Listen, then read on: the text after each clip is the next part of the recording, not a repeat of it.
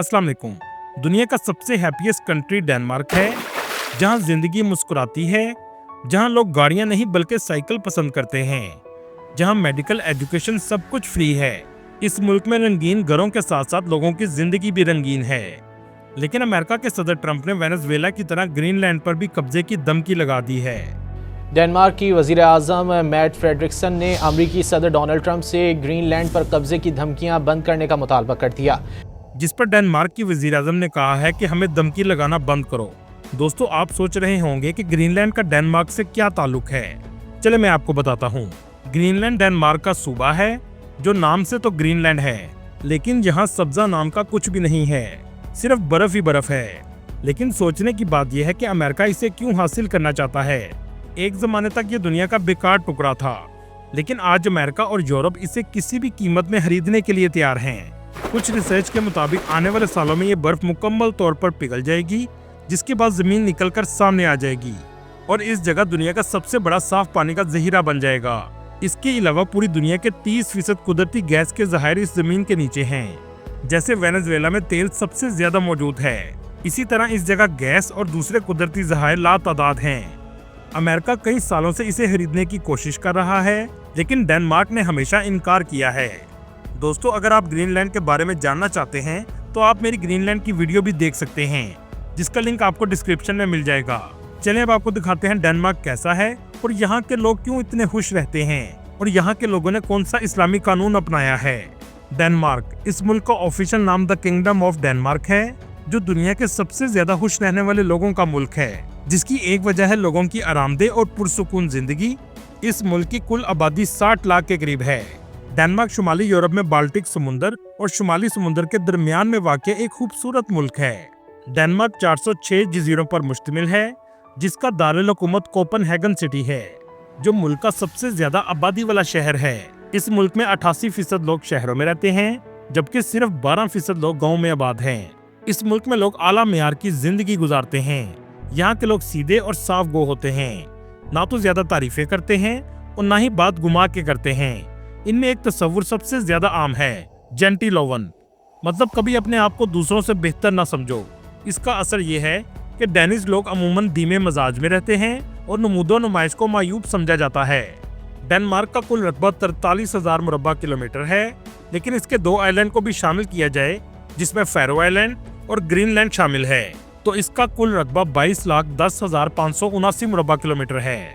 और ग्रीनलैंड को अमेरिका किसी भी सूरत हासिल करना चाहता है। डेनमार्क स्कैंडिनेवियन मुमालिक में आता है, जिनमें डेनमार्क, स्वीडन और नॉर्वे शामिल है। दोस्तों, क्या आप जानते हैं दुनिया में सबसे खूबसूरत औरतें भी इन 3 मुमालिक की हैं, जिनकी खूबसूरती का हर कोई दीवाना हो जाता है। डेनमार्क का बॉर्डर जर्मनी से लगता है, लेकिन समुद्री फासले पर स्वीडन, नॉर्वे और यूनाइटेड किंगडम शामिल हैं। इसके अलावा ग्रीनलैंड की जानिब से कनाडा भी लगता है। डेनमार्क की जीडीपी $429 बिलियन है और यहाँ के लोगों की जीडीपी के लिहाज से सालाना आमदनी $78,000 के करीब है। शायद यही वजह है कि यहाँ के लोग दुनिया में सबसे ज्यादा खुश रहने वाले लोगों में माने जाते हैं। पाकिस्तान से भी बड़ी तादाद डेनमार्क में आबाद है। एक रिपोर्ट के मुताबिक 30,000 पाकिस्तानी डेनमार्क में रहते हैं। ज्यादातर पाकिस्तानी 1970 में डेनमार्क में गए थे, क्योंकि 1970 में डेनमार्क को बहुत ज्यादा वर्कर की जरूरत थी, जबकि इंडियन की तादाद पाकिस्तानियों से कम है, जो तकरीबन 16,000 के करीब है। इस मुल्क में बेरोजगारी ना होने के बराबर है और शायद यही वजह है कि हर कोई इस मुल्क में आना चाहता है। डेनमार्क है तो दुनिया का अमीर तरीन मुल्क, लेकिन इस मुल्क में गाड़ियों से ज्यादा आपको साइकिलें नजर आएंगी। एक रिपोर्ट के मुताबिक 40 लाख से भी ज्यादा साइकिलें मौजूद हैं और 50% से भी ज्यादा लोग साइकिल इस्तेमाल करते हैं, जिससे आलूदगी भी पैदा नहीं होती और सेहत भी अच्छी रहती है।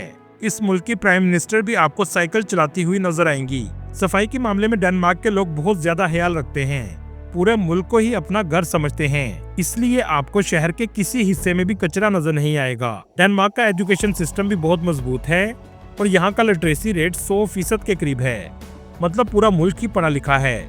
इस मुल्क में 6 साल तक की उम्र के बच्चों को पढ़ाया नहीं जाता, बल्कि अहलाकियात की तालीम दी जाती है। इसके बाद पढ़ाई शुरू होती है, क्योंकि अगर अहलाक अच्छा ना हो तो जितना मर्जी कोई शख्स पढ़ा लिखा हो, वो जाहिल ही समझा जाएगा।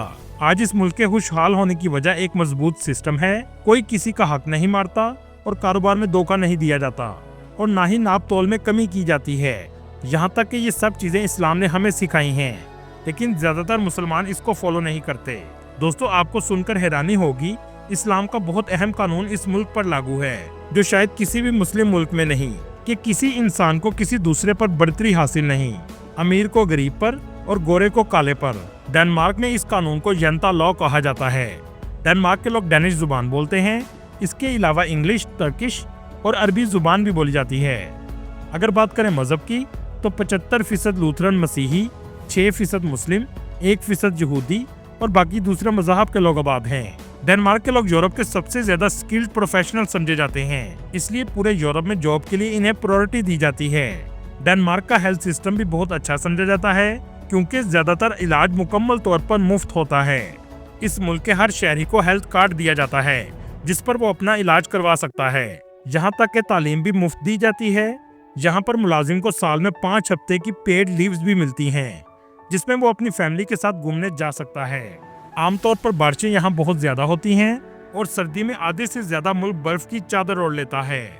इस मुल्क के दारुल हुकूमत में भी बर्फ बहुत ज्यादा पड़ती है, लेकिन जिंदगी मामूल के मुताबिक चलती रहती है। डेनमार्क में इस्तेमाल होने वाली करेंसी डेनिश क्रोने है, जो पाकिस्तानी 45 रुपए के बराबर है, जबकि एक डेनिश क्रोने के बदले इंडियन 14 रुपए आते हैं। दोस्तों, इस मुल्क में आमदनी तो बहुत ज्यादा है, लेकिन खाने पीने और रहने का खर्चा भी बहुत ज्यादा है। अगर आप कोपनहेगन सिटी में रहते हैं तो रहने का खर्चा 16,000 डेनिश क्रोने तक आ जाता है, जो पाकिस्तानी 7 लाख रुपए बनते हैं। मतलब अगर आपको नौकरी 10 लाख तक मिलेगी तो ही आप पैसे बचा सकेंगे। इसलिए जाने से पहले और नौकरी हासिल करते वक्त इस बात का ख्याल जरूर रखें कि रहने का खर्चा इस मुल्क में बहुत ज्यादा है। अगर बात करें वीजा की, तो ये शेंजन ममालिक में आता है, जिसके लिए आपको VFS ग्लोबल से अप्लाई करना होता है। अगर आप पढ़ने के गर्ज से इस मुल्क में जाना चाहते हैं, तो दुनिया की सबसे बेहतरीन यूनिवर्सिटीज इस मुल्क में मौजूद हैं, जिनमें यूनिवर्सिटी ऑफ कोपनहेगन, आरहोस यूनिवर्सिटी और टेक्निकल यूनिवर्सिटी ऑफ डेनमार्क शामिल हैं, जहां पढ़ने का खर्चा पाकिस्तानी 50 से 60 लाख सालाना है। यहाँ के लोग आपको सड़कों पर महंगे कपड़े पहनकर फिरते हुए नजर नहीं आएंगे, बल्कि ज्यादातर लोग आरामदेह कपड़े पहनना पसंद करते हैं। ये मुल्क सेफ्टी के लिहाज से भी बहुत बेहतर माना जाता है। अगर वालिदैन शॉपिंग के लिए जाएं, तो बच्चों को बाहर स्ट्रॉलर पर छोड़कर स्टोर में शॉपिंग करते हैं।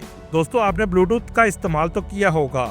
इसको इजाद करने वाला मुल्क भी डेनमार्क है। 793 ईस्वी में डेनमार्क के बहुत से फेमस जंगजू वाइकिंग का दौर शुरू हुआ, जो बहुत मजबूत, निडर और बहादुर लोग थे, जिन पर आज कई फिल्में भी बनाई गई हैं। 965 ईस्वी में हार्लेट ब्लूटूथ, जो डेनमार्क के वाइकिंग ग्रुप के बादशाह थे, इस शख्स ने ईसाईयत को सबसे पहले तस्लीम किया और डेनमार्क की बुनियाद रखी। आज ब्लूटूथ का नाम भी इसी के नाम से रखा गया है। इस मुल्क की इकोनॉमी का सबसे बड़ा हिस्सा IT, फार्मास्यूटिकल्स और मशीनों के पुर्जे की मैन्युफैक्चरिंग पर मुनहसिर है। अगर आप ऐसे किसी शोबे से वाबस्ता हैं, तो नौकरी मिलने के चांसेस बढ़ जाते हैं। दुनिया के सबसे बेहतरीन इंफ्रास्ट्रक्चर में भी डेनमार्क का नाम आता है।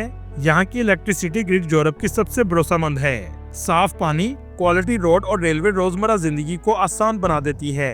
फास्ट इंटरनेट पूरे मुल्क में मौजूद है। दोस्तों, बच्चों में लेगो का एक बहुत फेमस टॉय है, जो पूरी दुनिया में फेमस है। ये कंपनी भी डेनमार्क की है, जिससे आज डेनमार्क करोड़ों डॉलर कमाता है। लेगो कंपनी के बहुत से स्टोर डेनमार्क में बनाए गए हैं। इस मुल्क की आबादी तो सिर्फ 60 लाख है, लेकिन टूरिस्ट 1 करोड़ 75 लाख के करीब सालाना आते हैं। टूरिस्ट सबसे पहले कोपनहेगन सिटी में आते हैं। यह है कोपनहेगन का खूबसूरत एयरपोर्ट। ट्रेन पर बैठकर आप सिटी सेंटर आसानी से पहुंच जाते हैं। इस शहर के वस्त से गुजरने वाला दरिया इसे मजीद खूबसूरत बना देता है। इस शहर की इमारतों का आर्किटेक्चर भी बहुत खूबसूरत है। हर तरह के रंग आपको इमारतों पर नजर आएंगे। खासतौर पर जब आप न्यू हावन के इलाके में जाएंगे, तो अलग ही किस्म की इमारतें नजर आएंगी। रोजनबर्ग कैसल इस मुल्क का तारीखी महल है, जो 17वीं सदी में कायम हुआ था। इसका आर्किटेक्चर लोग देखने बड़ी तादाद में आते हैं। पाकिस्तानी कम्युनिटी कोपनहेगन में नॉर्बरो के इलाके में रहती है। बहुत से पाकिस्तानियों के इस इलाके में जनरल स्टोर्स भी मौजूद हैं। इसके अलावा जॉब भी करते हैं। पाकिस्तानियों की दुकानें एशिया बाजार, मुंबई मार्केट और ओरिएंटल मार्केट में मौजूद हैं, जहां हलाल खाना आसानी से मिल जाता है। इस शहर में जिंदगी पुरसुकून है। गहमा गहमी पूरे मुल्क में आपको कहीं भी नजर नहीं आएगी। डेनमार्क का दूसरा अहम शहर आरहोस है, जिसे यूनिवर्सिटीज का शहर भी कहा जाता है। लेकिन इसके साथ साथ ये शहर बहुत कदीम है। ज्यादातर लोग इस शहर का ओल्ड टाउन देखने आते हैं। पत्थर की बनी हुई गलियां, तारीखी इमारतें और साफ सुथरा माहौल बहुत दिलकश लगता है। ये मुल्क कुदरती खूबसूरती से भी माला माल है। इस मुल्क का फैरो आइलैंड ऐसा कुदरत का शाहकार है जो शायद आपको दुनिया में कहीं नहीं नजर आएगा। ऐसे दिलकश नज़ारे आपने कभी नहीं देखे होंगे। इस जगह हैरी पॉटर मूवी के सीन्स भी शूट किए गए हैं। ऊपर से देखने में ये अलग ही दुनिया लगती है। दोस्तों, डेनमार्क शहर के लिहाज से तो बहुत खूबसूरत मुल्क है, लेकिन रहने के लिहाज से बहुत महंगा है। दोस्तों, ये थी आज की हमारी इन्फॉर्मेटिव और दिलचस्प वीडियो। आपको वीडियो कैसी लगी कमेंट में जरूर बताइएगा और नए आने वाले दोस्तों से गुजारिश है हमारे चैनल को सब्सक्राइब और लाइक जरूर कीजिएगा। अगली वीडियो तक अल्लाह हाफिज।